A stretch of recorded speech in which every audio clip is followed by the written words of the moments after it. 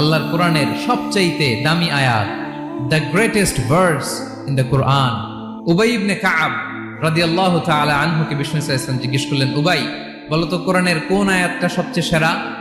উবাই জানেন, তারপরে বললেন আল্লাহু ওয়া রাসূলুহু আ'লাম, আল্লাহ আল্লাহ রাসূল ভালো জানেন। দেখেন কত বিনয়ী ছিলেন সাহাবারা, জেনেও উত্তর দিতে চাইতেন না, ভাবতেন না জানি বিষ্ণুনবী নতুন কিছু আমাদেরকে জানায়।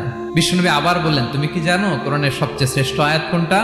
এবার উবাই ভাবলেন এবার আমি উত্তরটা দিয়েই দেই। তিনি বললেন আয়াতুল কুরসি, আল্লাহু লা ইলাহা ইল্লা হুয়াল হাইয়ুল কাইয়ুম, এটা শ্রেষ্ঠ আয়াত। বিষ্ণুনবী খুশি হয়ে উবাই ইবনে কাবের বুকে একটা চাপড় মারলেন, এরকম আদরের চাপড় দিয়ে বললেন, লিয়াহনিকাল ইলমু ইয়া আবুল মুনজির, হে আবুল মুনজির, জ্ঞান এবং প্রজ্ঞা তোমার জন্য মোবারক হোক, তুমি ঠিক বলেছো। সুবহানাল্লাহ পড়ে।